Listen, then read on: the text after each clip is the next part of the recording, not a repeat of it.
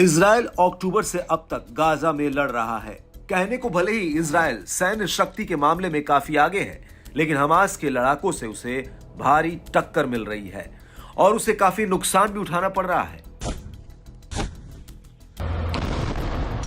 मंगलवार को ही गाजा में एक हमले में 10 इजरायली सैनिक मारे गए।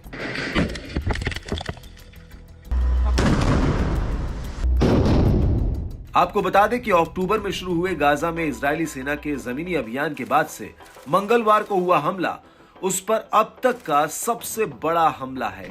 यह हमला इजरायल के लिए सिर्फ इसलिए बड़ा झटका नहीं है कि उसके सैनिक बड़ी संख्या में मारे गए हैं, बल्कि इसलिए भी एक बड़ा झटका है कि वायुसेना की जिस यूनिट 669 पर हमला हुआ है वो एक खास ब्रिगेड थी। हमले में मरने वालों में ज्यादातर हाई रैंक के अधिकारी थे।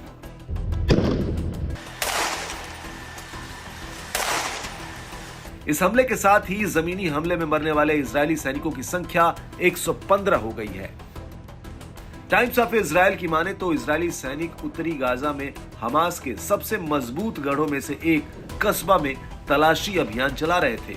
इसी दौरान हमास के लड़ाकों ने उन पर घात लगाकर हमला कर दिया और इस हमले में इजरायल के सैनिक मारे गए। इस घटना पर इजरायली प्रधानमंत्री बेंजामिन नेतन्याहू ने सैनिकों के मारे जाने के दर्द के साथ कहा कि हम जीत तक युद्ध जारी रखेंगे।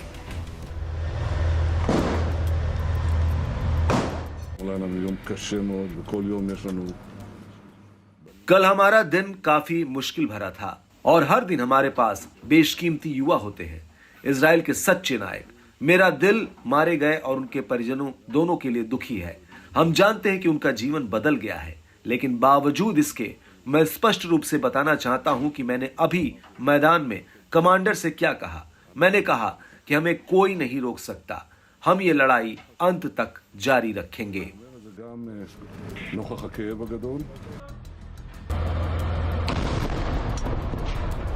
नेतन्याहू की बात से ये तो साफ हो गया है कि इजरायल युद्ध रोकने के मूड में बिल्कुल भी नहीं है, जबकि इजरायल पर गाजा में युद्ध रोकने का अंतर्राष्ट्रीय दबाव है। संयुक्त राष्ट्र महासभा ने युद्ध विराम की मांग के लिए मंगलवार को भारी मतदान किया। मतदान से कुछ ही घंटे पहले अमेरिकी राष्ट्रपति जो बाइडेन ने भी चेतावनी दी थी कि गाजा पर अंधाधुंध बमबारी के कारण इजरायल अंतर्राष्ट्रीय समर्थन खो रहा है।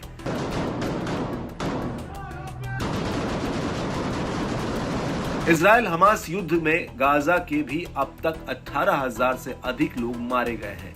ये आम नागरिकों और लड़ाकों की कुल संख्या है। इतनी बड़ी संख्या में मौतों के लिए इजरायल पर लगातार सवाल उठ रहे हैं, लेकिन वो हमास को खत्म करने के बदले कोई भी नुकसान उठाने को तैयार है। उधर हमास ने भी युद्ध लड़ने के लिए खुद को पूरी तरह से तैयार किया हुआ है। ऐसे में इजरायल के लिए भी स्थितियां बहुत आसान नहीं है और युद्ध रुकने के कोई आसार नजर नहीं आ रहे हैं।